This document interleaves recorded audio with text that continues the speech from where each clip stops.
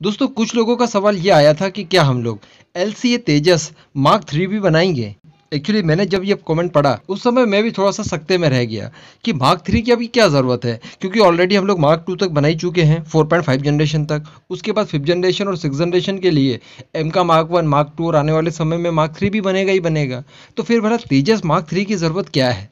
बराबर, यहाँ पर तेजस मार्क 3 बनाना कोई ज़रूरत नहीं है। मैंने आपको एक वीडियो में ये भी कहा था कि LCA तेजस मार्क 2 तेजस प्रोग्राम का शायद आखिरी फाइटर जेट होगा। लेकिन दोस्तों उसके बाद भी कई लोगों ने इस क्वेश्चन को बार बार किया, तो अभी मैं आपको इसको आंसर करता हूँ। वैसे इसमें 100% सच्चाई तो नहीं है, लेकिन फिर भी हाँ, ये सच के बहुत करीब है। दोस्तों आपको याद होगा हमने कुछ समय पहले ओरका के बारे में बात किया था। जी हाँ, ओमनी रोल कॉम्पैक्ट एयरक्राफ्ट। वो एक्चुअली टेड BF का एयरफोर्स वर्जन था। जब नेवल ऑपरेशंस के लिए फाइटर जेट चाहिए थे तो उसके लिए LCA तेजस को आगे किया गया, लेकिन LCA तेजस को किसी समय हमारी नेवी ने रिजेक्ट कर दिया था। यहाँ तक आप सब जानते हैं। उसके बाद टेड BF का प्लान आया कि ठीक है टेड BF बनाते हैं। लेकिन दोस्तों यहाँ पर समस्या ये थी कि हमारी रिक्वायरमेंट बहुत कम थी। यानी नेवी को कितने टेड BF चाहिए होंगे? 100 के अंदर ही है। तो इतने फाइटर जेट अगर हम लोग बनाएंगे 100 के लगभग, तो ये हमें बहुत महंगा पड़ेगा, क्योंकि रिसर्च एंड डेवलपमेंट के लिए तो उतनी ही मेहनत करनी पड़ेगी, उतना ही खर्च करना पड़ेगा। और जब आप इसका मास प्रोडक्शन करेंगे भी तो बनाएंगे केवल 100 के अंदर की संख्या में, तो ये बहुत नुकसानदायक था।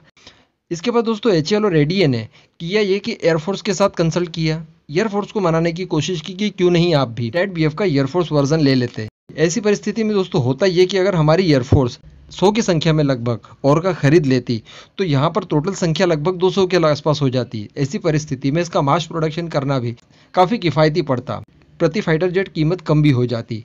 लेकिन दोस्तों यहाँ पर एयरफोर्स ने कोई भी इंटरेस्ट शो नहीं किया। इसी वजह से आज तक और का प्लान आगे नहीं बढ़ पाया, क्योंकि यहाँ पर इंडियन एयरफोर्स को ज़्यादातर ज़रूरत थी सिंगल इंजन फाइटर जेट की, जिसके लिए तेजस मार्क 2 की तरफ एयरफोर्स बढ़ी, ताकि हम लोग हमारे पुराने सिंगल इंजन फाइटर जेट्स को इनसे रिप्लेस कर दें। रही बात ट्विन इंजन वाले फाइटर जेट की, तो वो ऑलरेडी हमारे पास हैं। सुखोई 30 है, इसी के साथ साथ राफेल हैं। तो ऐसी परिस्थिति में और कई सारी संख्या में ट्विन इंजन फाइटर जेट खरीद लेना यहाँ पर बहुत नुकसानदायक साबित हो सकता था। इनका कॉस्ट ज़्यादा होता, इनका मेंटेनेंस ज़्यादा होता, कुल मिलाकर ये ताकतवर तो बहुत होता। एज़ कम्पेयर टू राफेल भी अगर आप देखें तो भी बहुत ज़्यादा ताकतवर होता, लेकिन फिर भी ये महंगा बहुत था और इसकी रिक्वायरमेंट हमें नहीं थी, क्योंकि भारत के क्षेत्रफल के हिसाब से भारत के दुश्मनों तक पहुंचना, उनकी टेरिटरी में घुसकर ऑपरेशन करना, ये हमारे सिंगल इंजन फाइटर जेट आसानी से कर सकते हैं, जिसकी हमें रिक्वायरमेंट है। जो रशिया जैसा देश है जिसका क्षेत्रफल बहुत बड़ा है, उसे यहाँ से वहाँ जाने में काफ़ी समय लगता है, ज़्यादा रेंज वाले फाइटर जेट चाहिए, ज़्यादा ताकतवर चाहिए। ऐसी परिस्थिति में वहाँ की एयरफोर्स को ट्विन इंजन फाइटर जेट्स की ज़्यादातर ज़रूरत पड़ती है, इसलिए रशिया अक्सर ट्विन इंजन फाइटर जेट ही बनाता है। लेकिन भारत के क्षेत्रफल के हिसाब से सिंगल इंजन वाले भी इनफ है, और साथ ही साथ हमारे पास ट्विन इंजन वाले तो ऑलरेडी हैं ही। इस वजह से अभी तक एयरफोर्स ने कोई भी इंटरेस्ट शो नहीं किया गया है। अगर एयरफोर्स भी इसके लिए कंसीडर कर लेती और बाद में इसे स्वीकार कर लेती और कुछ अखबार भी करती, तो वो होता तेजस मार्क 3।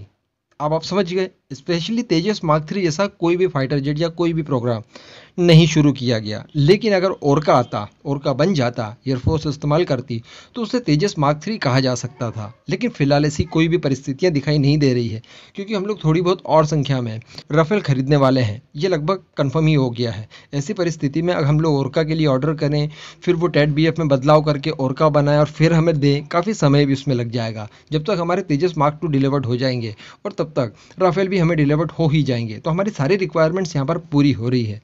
तो अब आप शायद समझ गए होंगे कि तेजस मार्क 3 का क्या प्रॉब्लम है और ओरका का क्या प्रॉब्लम है। इस पूरे मुद्दे पर आपका क्या मानना है, नीचे कमेंट करके ज़रूर बताइएगा।